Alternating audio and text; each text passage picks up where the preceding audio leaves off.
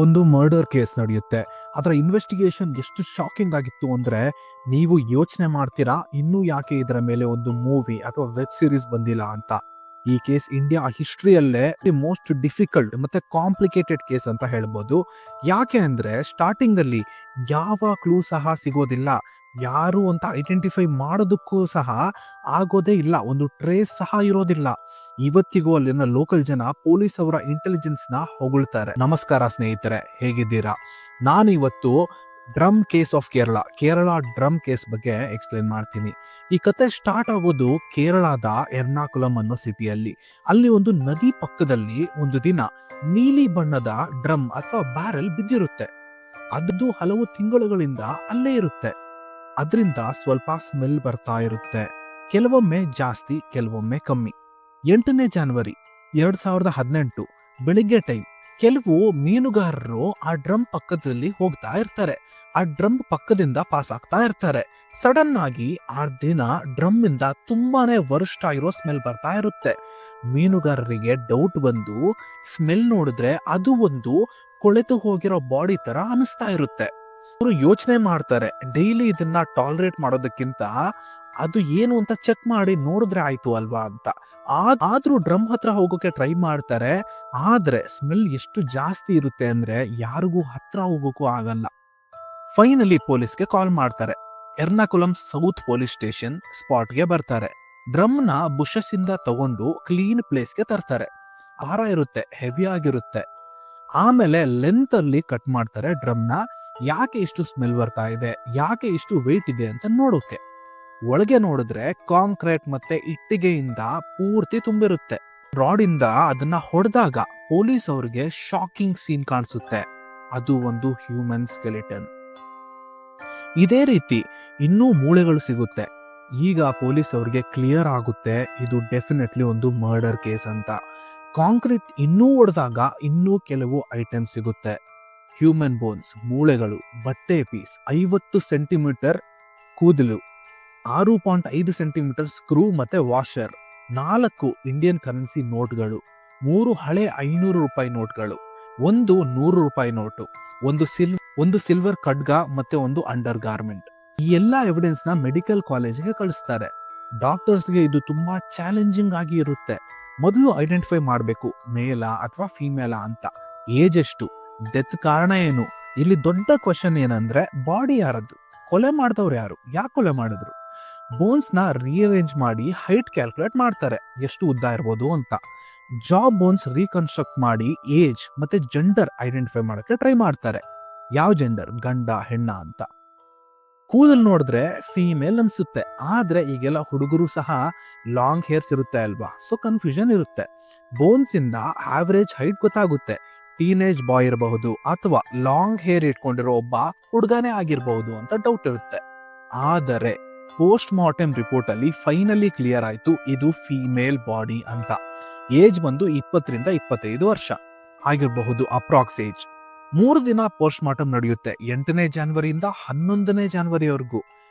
Bones ಇಂದ ಸಿಗಬಹುದಾದ almost ಎಲ್ಲಾ information ಸಿಗುತ್ತೆ. ಈಗ ಬಾಕಿ ಸಿಗದ ಐಟಮ್ಸ್ ಚೆಕ್ ಮಾಡೋ ಸರದಿ. ಪೊಲೀಸ್ಗೆ ಹಳೆ ಕರೆನ್ಸಿ ನೋಟ್ಸ್ ನೋಡಿ ಡೌಟ್ ಬರುತ್ತೆ, ಮರ್ಡರ್ ನವೆಂಬರ್ 2016 ಮುಂಚೆ ಆಗಿರ್ಬೋದು ಅಂತ.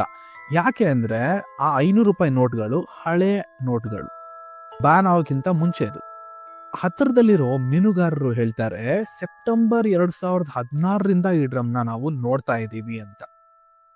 ಆದ್ರೆ ನಾವು ಇಗ್ನೋರ್ ಮಾಡ್ತಾ ಇದ್ವಿ, ಇದನ್ನ ಟಚ್ ಮಾಡಕ್ಕಷ್ಟು ಹೋಗ್ತಾ ಇರ್ಲಿಲ್ಲ ಅಂತ. ಈಗ ಪೊಲೀಸ್ ಅವರ ಹತ್ರ ಇನ್ಫಾರ್ಮೇಶನ್ ಇದೆ, ವಿಕ್ಟಿಮ್ ಫೀಮೇಲ್ ಅಂತ ಗೊತ್ತು, ಆವರೇಜ್ ಹೈಟ್ ಏನು ಅಂತ ಗೊತ್ತು, ಏಜ್ ಎಷ್ಟು ಅಂತಾನೂ ಗೊತ್ತು, ಅಪ್ರಾಕ್ಸಿಮೇಟ್ ಏಜ್ ಗೊತ್ತು. ಮರ್ಡರ್ 2016ಕ್ಕಿಂತ ಮುಂಚೆ ನಡೆದಿದೆ ಅಂತ ಕನ್ಫರ್ಮೇಶನ್ ಸಿಗುತ್ತೆ. ದೊಡ್ಡ ಪ್ರಶ್ನೆ ಏನು ಅಂದ್ರೆ ಯಾರು, ಯಾಕೆ, ಯಾರು ಕೊಲೆ ಮಾಡಿದ್ರು ಅಂತ. ಯಾರು ಮಿಸ್ಸಿಂಗ್ ರಿಪೋರ್ಟ್ ಸಹ ಫೈಲ್ ಮಾಡಿರೋದಿಲ್ಲ. ನ್ಯೂಸ್ ಇಷ್ಟೊಂದೆಲ್ಲ ಸ್ಪ್ರೆಡ್ ಆದ್ರೂ ಯಾರು ಕ್ಲೈಮ್ ಮಾಡ್ಕೊಳಕ್ಕೂ ಬಂದಿರೋದಿಲ್ಲ. ಓಕೆ, ಇವ್ರು ನಮ್ ಕಡೆಯವ್ರು ಆಗಿರ್ಬೋದಾ ಅಂತ ಯಾರು ಹೇಳಕ್ಕೂ ಬರಲ್ಲ. ಆದ್ರೆ ಈ ಡ್ರಮ್ ಕೇಸ್ ನೋಡಿ ಪೊಲೀಸ್ ಅವರು ಸಹ ತುಂಬಾ ಕನ್ಫ್ಯೂಸ್ ಆಗ್ತಾರೆ.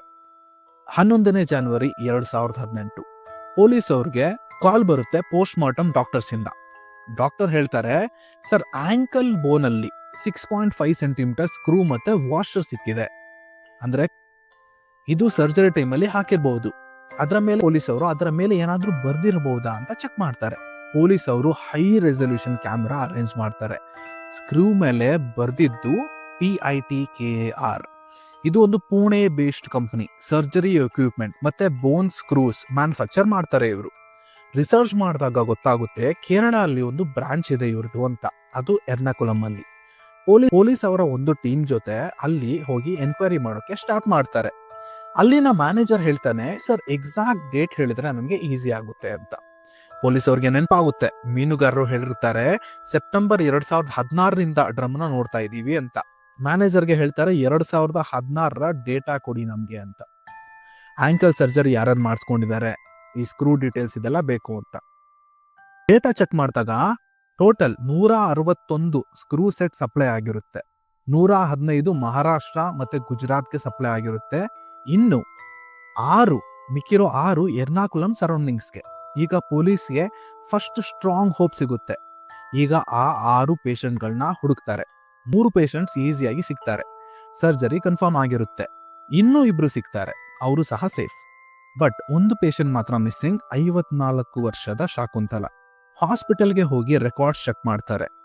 ನೇಮ್ ಮಾತ್ರ ಇರುತ್ತೆ, ಹೆಸರು ಮಾತ್ರ ಇರುತ್ತೆ, ಸರ್ನೇಮ್ ಇರೋದಿಲ್ಲ, ಅಡ್ರೆಸ್ ಇರೋದಿಲ್ಲ, ಫೋನ್ ನಂಬರ್ ಸಹ ಇರೋದಿಲ್ಲ. ಆದ್ರೆ ವಿಸಿಟರ್ ಲಿಸ್ಟ್ ಅಲ್ಲಿ ಒಂದು ಹೆಸರು ಇರುತ್ತೆ, ಅಶ್ವತಿ ದಾಮೋದರನ್. ಪೊಲೀಸ್ ಆ ಅಡ್ರೆಸ್ಗೆ ಹೋಗ್ತಾರೆ. ಅಶ್ವತಿನ ಕೇಳ್ತಾರೆ, ನೀನು ಅಶ್ವತಿನಾ ಅಂತ. ಹೌದು ನಾನೇ ಅಂತಾಳೆ. ಶಾಕುಂತಲ ಎಲ್ಲಿ ಅಂತ ಕೇಳ್ತಾರೆ. ಶಾಕುಂತಲ ನಮ್ಮ ಅಮ್ಮ ನವಂಬರ್ 2016ರಿಂದ ಮಿಸ್ಸಿಂಗ್ ಅಂತ ಹೇಳ್ತಾಳೆ. ಪೊಲೀಸ್ ಶಾಕ್ ಆಗ್ತಾರೆ. ಸರಿ, ರಿಪೋರ್ಟ್ ಯಾಕೆ ಫೈಲ್ ಮಾಡಿಲ್ಲ, ಮಿಸ್ಸಿಂಗ್ ರಿಪೋರ್ಟ್ ಎಂತಕ್ಕೆ ಫೈಲ್ ಮಾಡಿಲ್ಲ ಅಂತ ಕೇಳ್ತಾರೆ.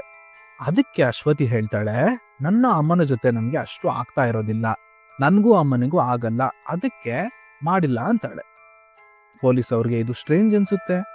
ಅಮ್ಮ ಮಿಸ್ಸಿಂಗ್ ಆಗಿದ್ದಾರೆ, ಆದ್ರೂ ಕೇರ್ ಕನ್ಸರ್ನ್ ಅನ್ನೋದೇನೂ ಇಲ್ಲ ಅಂತ ಈಗ ಅಶ್ವತಿನ ಇಂಟ್ರೋಗೇಟ್ ಮಾಡಕ್ಕೆ ಸ್ಟಾರ್ಟ್ ಮಾಡ್ತಾರೆ. ಅಶ್ವತಿ ಒಬ್ಬ ಹುಡುಗ ಸುಧೀನ ಪ್ರೀತಿ ಮಾಡ್ತಾ ಇದ್ಲು. ಅಮ್ಮ ವಾಪಸ್ ಮಾಡಿದ್ರು. ಹುಡುಗನ್ನ ಮನೆಯಿಂದ ಆಚೆ ಹೋಗಿ ಮದ್ವೆ ಮಾಡ್ಕೋತಾಳೆ.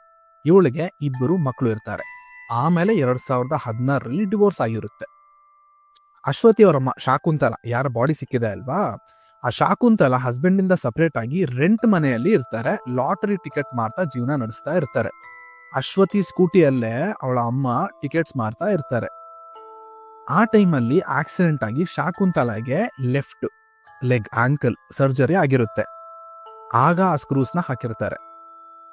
ಡಿವೋರ್ಸ್ ಆದ್ಮೇಲೆ ಅಶ್ವತಿ ಮತ್ತೆ ಇನ್ನೊಬ್ಬ ಹುಡುಗನ ಜೊತೆ ರಿಲೇಶನ್ಶಿಪ್ ಅಲ್ಲೇ ಇರ್ತಾಳೆ.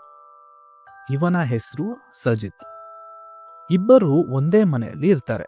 ಸರ್ಜರಿ ಆದ್ಮೇಲೆ ಶಾಕುಂತಲಾಗೆ ಒಂದು ದಿನ ಚಿಕನ್ ಪಾಕ್ಸ್ ಆಗಿರುತ್ತೆ. ಭಯದಿಂದ ಅಶ್ವತಿ ಮತ್ತೆ ಅವಳ ಮಕ್ಕಳು ಲಾಡ್ಜ್ಗೆ ಹೋಗಿ ಅಲ್ಲಿ ಉಳ್ಕೊಂಡಿರ್ತಾರೆ, ಇವರಿಗೆ ಚಿಕನ್ ಪಾಕ್ಸ್ ಸ್ಪ್ರೆಡ್ ಆಗದೆ ಇರಲಿ ಅಂತ. ವಾಪಸ್ಸು ಮನೆಗೆ ಬಂದು ನೋಡಿದಾಗ ಶಾಕುಂತಲ ಮಿಸ್ಸಿಂಗ್. ಸರಿ, ಟ್ರೀಟ್ಮೆಂಟ್ ಆದ್ಮೇಲೆ ಬೇರೆ ಕಡೆ ಇದ್ದಾರೇನೋ ಅನ್ಕೊಂಡಿರ್ತಾರೆ. ಅಶ್ವತಿ ಅನ್ಕೊಂಡಿರ್ತಾಳೆ ಅವಳ ಅಮ್ಮ ಶಾಕುಂತಲ ಡೆಲ್ಲಿಗೆ ಎಲ್ಲೋ ಹೋಗಿದ್ದಾರೆ, ಅಲ್ಲಿ ಹೋಗಿ ಎಲ್ಲೋ ಸೆಟಲ್ ಆಗಿದ್ದಾರೆ ಅಂತ, ನನ್ನ ಜೊತೆ ಮಾತಾಡೋಕೆ ಇಷ್ಟ ಇಲ್ಲ ಅಂತ ಅನ್ಕೊಂಡಿರ್ತಾಳೆ. ಈಗ ಪೊಲೀಸ್ ಅವರ ನೆಕ್ಸ್ಟ್ ಕ್ವಶನ್, ಸರಿ ಸಾಜಿತ್ ಎಲ್ಲಿ ಅಂತ ಕೇಳ್ತಾರೆ.